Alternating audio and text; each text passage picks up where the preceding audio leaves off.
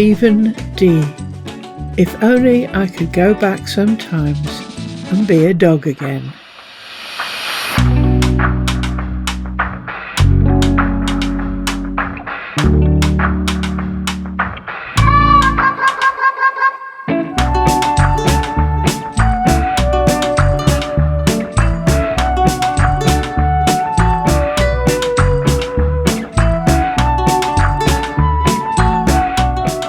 One of Dr. Oliver Sacks's most entertaining books is The Man Who Mistook His Wife for a Hat.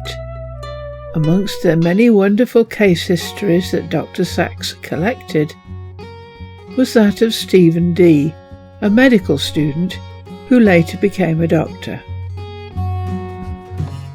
but who at the time was taking drugs, a lot of drugs, cocaine, PCP, and chiefly amphetamines. Stephen was 22 at the time, and he is one of the most interesting examples of enhanced perception. Because after having experienced a dream in which he dreamt he was a dog,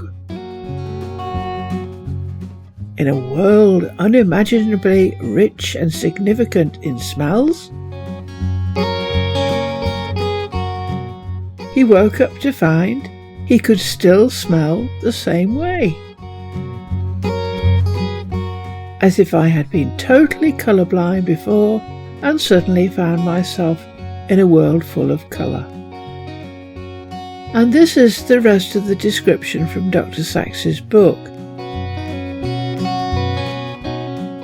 The observation is short, but it demonstrates even the intellectual, the person with prodigious memory, may admittedly, after taking drugs, be admitted to a realm of pure and enhanced perceptions. Oliver Sacks, The Man Who Mistook His Wife for a Hat. He did in fact have an enhancement of colour vision. I could distinguish dozens of browns where I'd just seen brown before. My leather-bound books, which looked similar before, now all had quite distinct and distinguishable hues, and a dramatic enhancement of eidetic visual perception and memory. Note: eidetic memory is the ability to recall an image with high precision after seeing it only once. In order to do this, the person reverts to using perceptions, direct perception recall. The photos are of Stephen Wiltshire, the artist and savant. So continued, The Man Who Mistook His Wife for a Hat. Oliver Sacks. I could never draw before. I couldn't see things in my mind, but now it was like having a camera lucida in my mind. I saw everything as if projected on the paper and just drew the outlines I saw. Suddenly I could do more accurate anatomical drawings. But it was the happiness created by the intensity and increase in smells which really transformed his world. I had dreamt I was a dog. It was an olfactory dream, and now I awoke to an infinitely redolent world. A world in which all other sensations, enhanced as they were, paled before smell.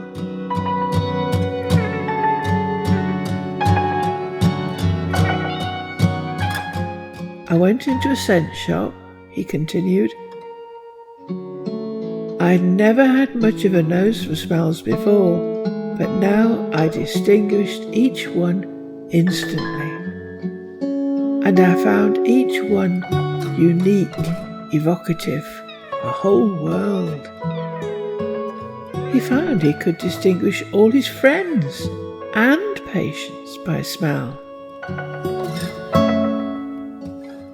I went into the clinic, I sniffed like a dog, and in that sniff recognised, before seeing them, the 20 patients who were there. Each had his own olfactory physiognomy. A smell face, far more vivid and evocative, more redolent than any sight face. He could smell their emotions, fear, contentment, sexuality, like a dog. He could recognize every street, every shop, by smell. He could find his way around New York infallibly, by smell. 16 years have passed, and student days, amphetamine days are long over.